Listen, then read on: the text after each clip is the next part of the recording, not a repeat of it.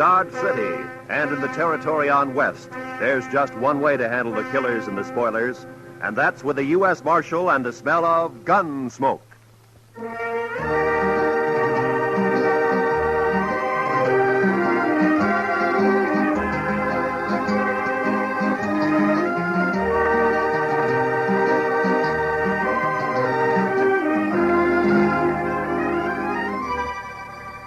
Gunsmoke, starring William Conrad.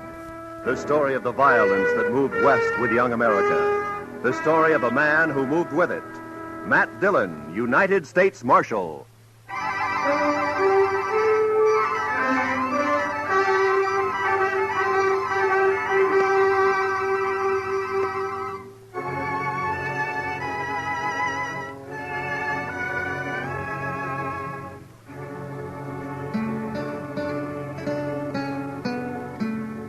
Chester and I had left Dodge about 9 that morning. It was a good day, clear with a snap in the air. The horses felt it too, and they wanted to move fast. Not in the lope that we were holding them to. Chester took a couple of deep breaths and liked what he smelled. It surely is a fine day, Mr. Dillon. A fine day. I had some government papers to take over to Bill Holton at the post office in Pierceville, a place about 40 miles west of Dodge. Chester and I figured we'd stop overnight and ride back the next day. We followed the trail along the Arkansas and stayed with it as it left the river at Cimarron and cut across the prairie. Looks like a big wagon train up ahead there at the crossing, Mr. Dillon. Yeah, sure looks like it, Chester.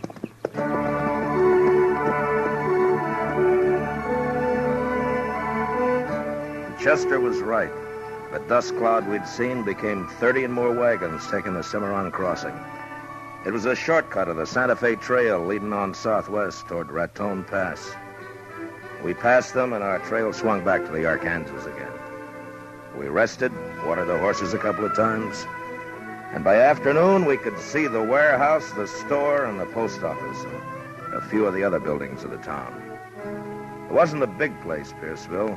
Maybe 50 people regular living there. Funny. Oh? I don't know. It looks peculiar. Yeah? I just don't rightly know, sir. Just funny. It's peculiar. You mean nobody around? Yes, sir, that's what I was thinking. And that's what I thought.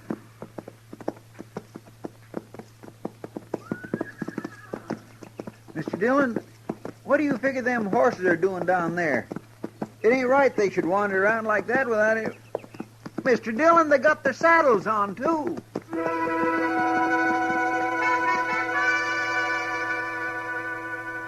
The horses were down the street, and as they heard us, their heads jerked up and they wheeled about and trotted off away and around out of sight. And we stopped. I listened. There was nothing to hear. An empty place, nothing to see. But there was a feeling in the town. You couldn't figure what. We walked the horses over to Bill Holton's post office.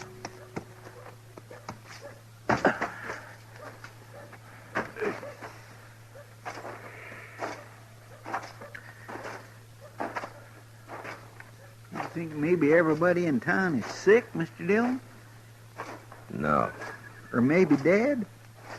No, couldn't be that. No crows nor buzzards.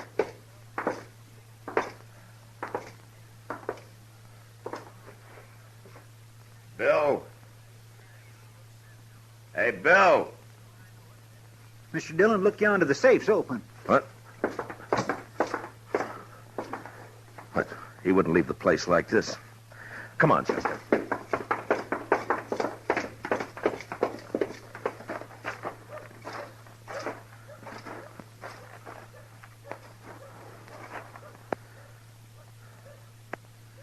Sure is a funny thing, Mr. Dillon. I swear it gives me the willy-was. I never seen anything like it. Not a living soul in Hold the whole... it, Chester. Did you hear something? I'm not sure. Just wait a minute.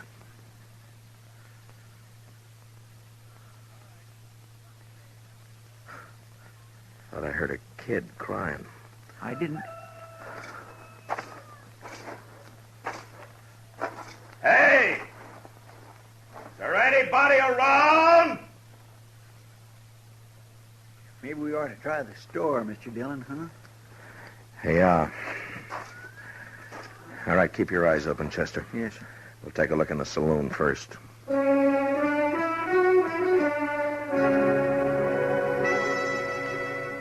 The saloon was about 200 feet back up toward the end of town.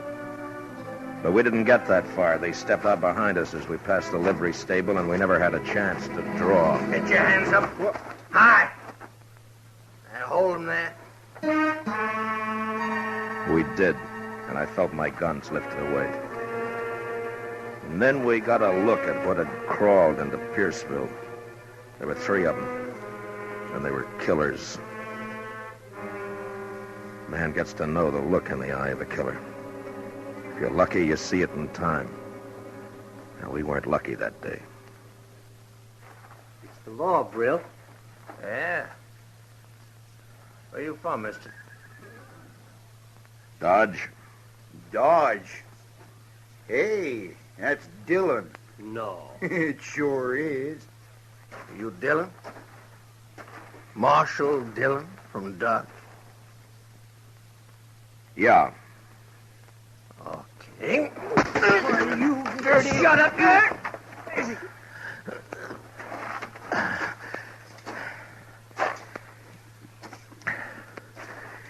You want to try that again? We will. Don't fret yourself about that, Dillon. Keep moving. Take him to warehouse, Brill? Yeah.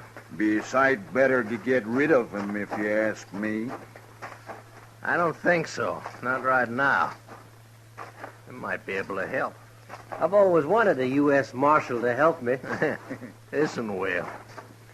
You take away his gun, you watch him. He'll be on his belly begging to help.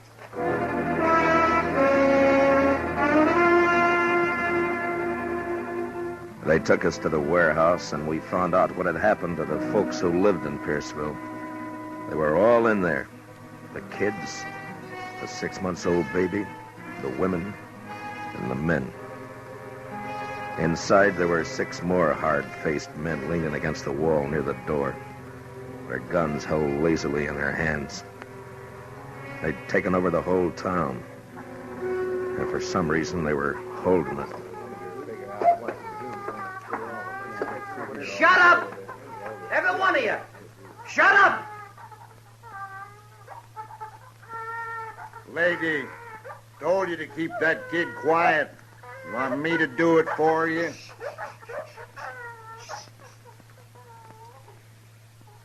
Mr. Dillon, Be you quiet, know what Chester. Yes, sir. Now, asking you again. Which one of you shot my kid brother? You hear what I'm saying? Which one? All right.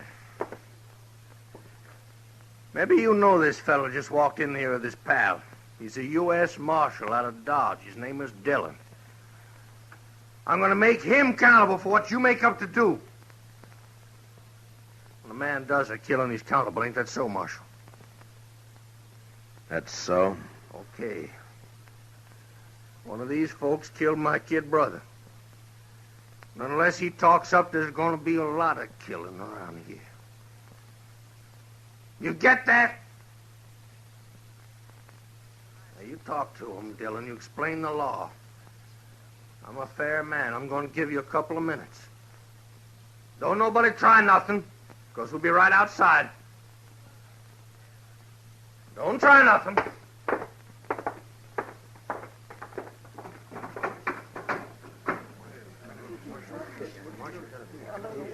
Chester, there's Bill Holton over there. Come on. Help us, Marshal. Marshal, please. Hi, Matt. How are you, Bill? Could be worse, I guess. Mr. Holton, your face. What'd they do to you? Oh, I was the first one they worked on. Will you tell us what's happened, Bill? Well, they rode in early this morning. Whole outfit. I figured them for trouble when I saw them. Straight off, I knew. A couple of them held me, knocked me around. The others grabbed 3 women, kind of for hostage, I guess. Brill, he's the leader. He cleaned out the safe. What about the killing? 3 or 4 of our boys came up, saw what was happening, started in shooting. Then these snakes hauled the women folk over to the post office door and kept them in front for shields. Your boys stopped shooting then? Yeah, sure. Dropped the guns where they stood. Brill's kid brother was already dead then. Brill kind of went crazy, swore he'd kill the women, burn the town. Then the outfit rounded up a couple more women. After that, everybody else.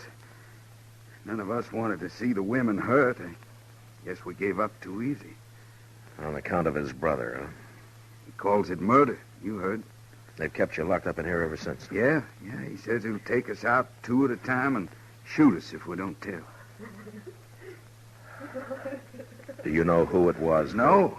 Like I say, 3 or 4 fellas were shooting. Even they don't know which one of them it was. Listen, Marshal. I'm Dave Maxon. I got a place outside of town. Listen, we got to do something quick. Yeah, sure. Take it easy, will you? My wife, that's her over there. She's got the baby. We come in this morning to get something at the store. You got to do something. All right, Mr. Maxim. Now, just take it easy, will you? Look, there's 30 of us. The men, we could rush them. Some of us would get killed. Now, listen to me. We got to get to the Marshal. I'm thinking all of us will get killed. And that's not the way. We got to do something. Yeah, I know.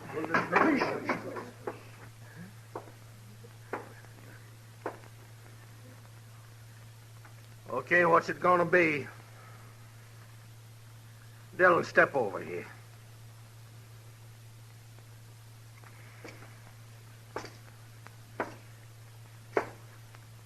Well, what do you say? I don't know.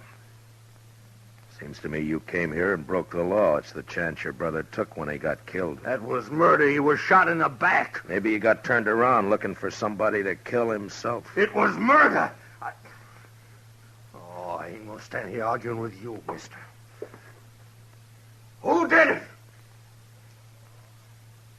You think I'm bluffing?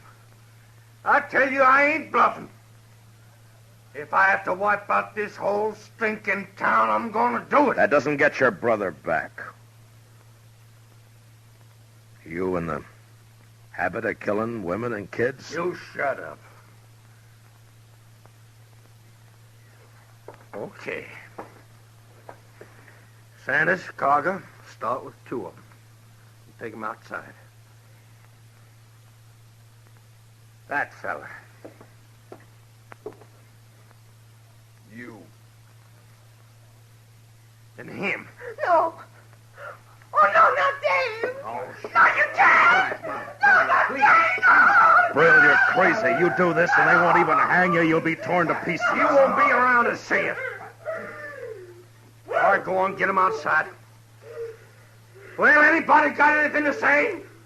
Anybody gonna say who killed my brother? I'll tell you something, you yellow, gutless coyote!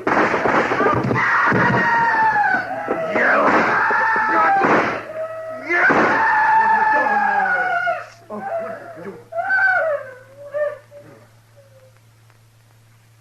Anybody else?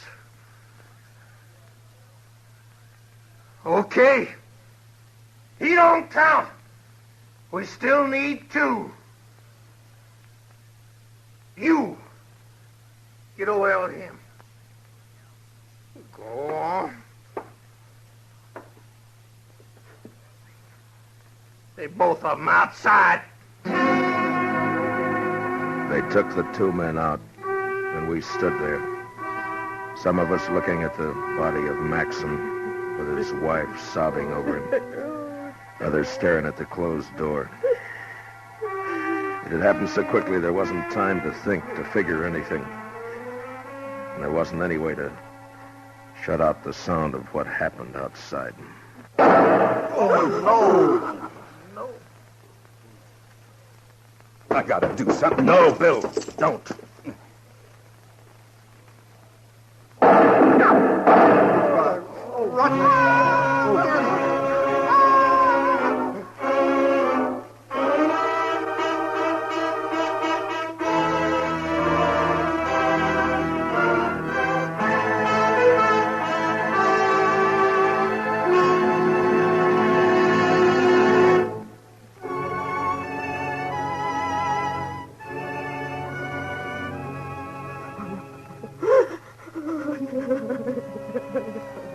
Except for Maxon's wife and another woman whose husband had died, there was a quiet now in the warehouse.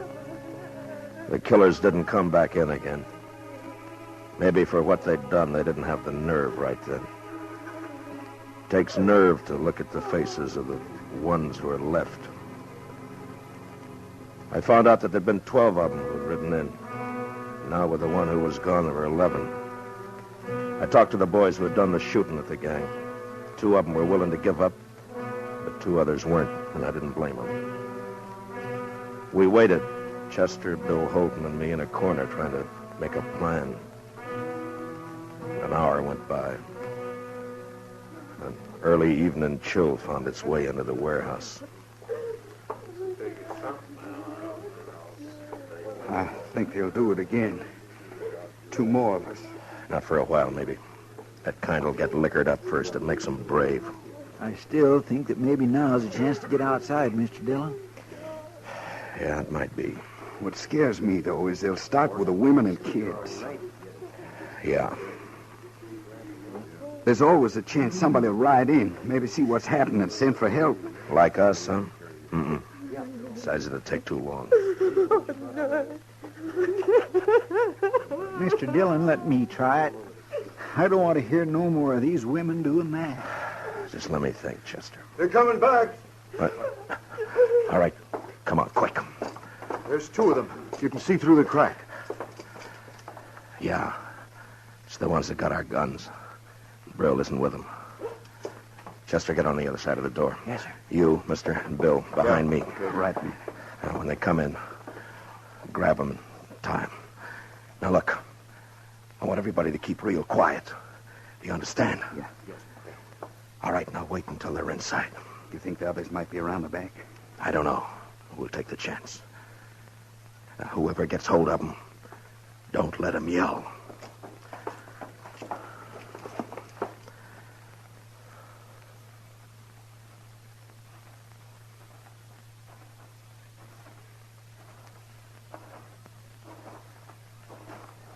Hey, let me have a drink, will you? Here. What do you think? What? In there. How should I know? Well, we shouldn't hang around too long. I figure we ought to start riding. Well, you know, Brill, it was the kid. He thought a lot of them. Yeah. Hey, there's one woman in there, though. Did you see her? Tall one? Oh, no, with the old man, the pretty one, the little. Oh, yeah. Yeah. Maybe we get her out here and the others will talk. Might be. I ain't saying it will make them talk, but a lot of men in there are soft about women. What about Brill? Nah, he don't care. He wants to find out who killed the kid. Maybe we can get him to talk. Sure. Might be fun.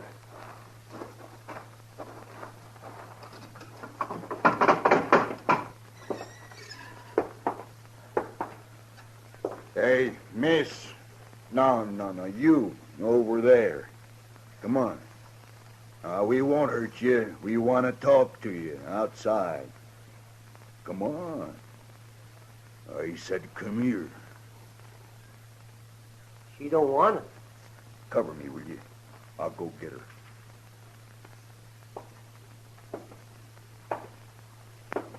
All right, now.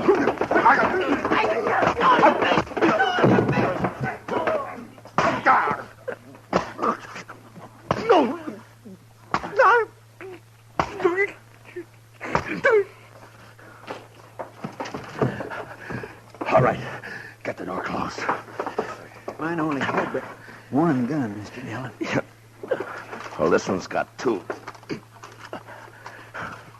All right, which one of you here can handle a gun right? Frank's the best here. Donnelly, Yes, sir? here. We'll split up the cartridges. Chester, get over by the crack there and keep a lookout. Yes, sir. One of the kids found an axe behind those empty crates, mate. Good. See if you can find anything else. Yeah, mate. Well, there's 3 of us now. 9 of them with guns. Yeah, except that we know that and they don't. Donnelly, you're going to have to stay here. Chester and I'll try to get some more guns. Now, you got a good chance to knock out a couple more of them if they come in.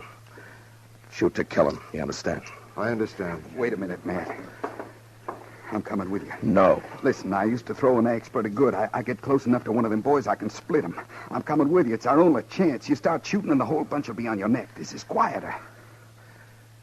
Okay, let's go. You see anybody, Chester? No, sir. He must be up the slough. All right, then open the door. Now, if we hear any shots back here, Donnelly, we'll come running. Take it easy now.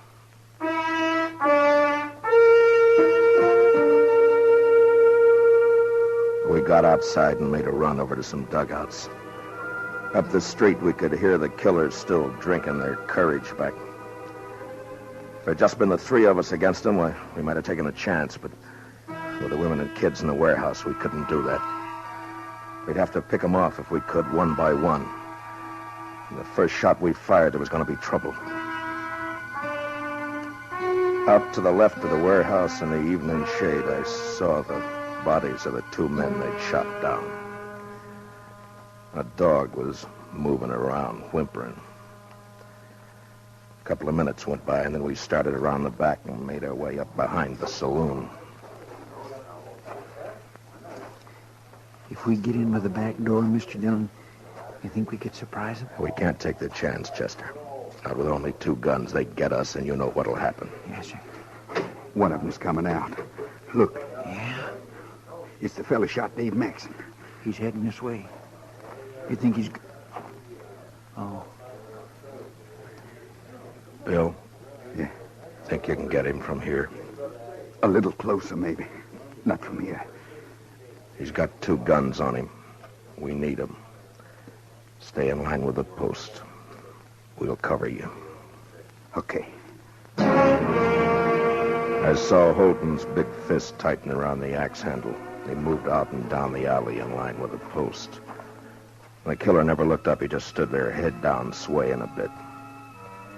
Then Holden stopped. His arm raised up and back.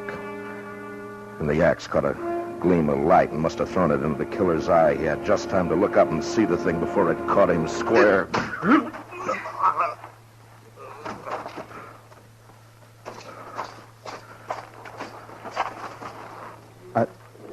I haven't done that for a long time. I only throw at trees and boards. I never did it to a man before. I never killed a man like that. Chester, get the other gun. Yes, sir. All right, here. Here, Bill, take this. All right, we got 4 now. That ought to fix us. Now, look, I don't like what we're going to do, but it's the safest way. We go in there shooting, get them fast. In the leg, anywhere. Try not to kill, but don't give them a chance to shoot back. Yes, sir. Sure, man. You okay, Bill? You want to wait a minute? I'm okay. I'm telling you, I ain't leaving until the man killed my brother gets it the same way. No, sir, I won't hear that discussion. How long is that? Drink up, we'll go on back now and see if they change their minds. It's all right with me. Thinking Marshal Dillon out this time. And that deputy. Yeah. Too many marshals around this country anyway. Sure.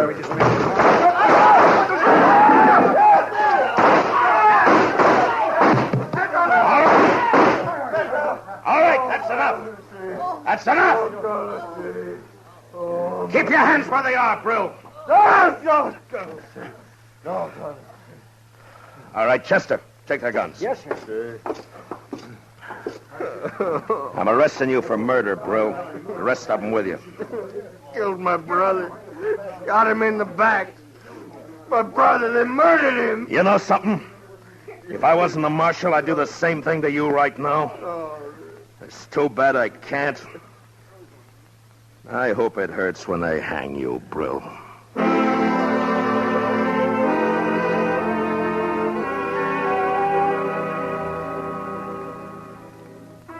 And it was over. And I got the feeling like it had never happened, that there hadn't been time for it to happen. But the dead men's women knew that it wasn't a dream. The next day, a half a dozen of the fellows, Chester and myself, took the outlaws back to Dodge. Most of them had been hit back in the saloon. One died in Cimarron before we could get him to the dock. But not Brill. He was alive when he went to Hays City with the rest of the boys. I was there when they tried him. And I was there when they hanged him.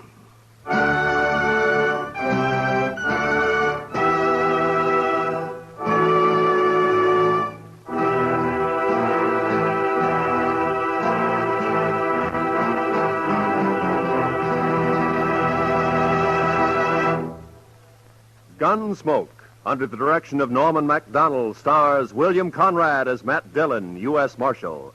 Tonight's story was specially written for Gunsmoke by Anthony Ellis, with music composed and conducted by Rex Corey. Featured in the cast were Lawrence Dobkin, Vic Perrin, Bob Sweeney, John Daner, Lou Krugman, Michael Ann Barrett, and Ted Bliss. Parley Bear is Chester. Gunsmoke is heard by our troops overseas through the facilities of the Armed Forces Radio Service. Join us again next week as Matt Dillon, U.S. Marshal, fights to bring law and order out of the wild violence of the West in Gunsmoke.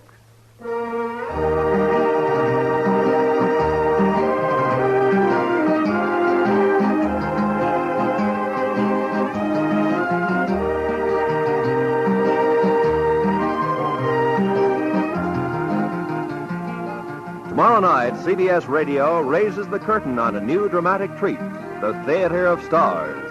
On the network that brings you Lionel Barrymore's Sunday Night Playhouse and thrilling stories of escape.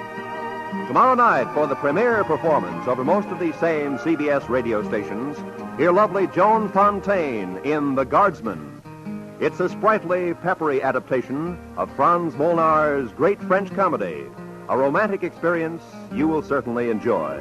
Remember, Theater of Stars, tomorrow night, premiere performance on CBS Radio.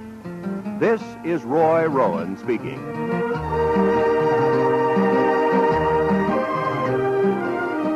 America now listens to 105 million radio sets and listens most to the CBS Radio Network.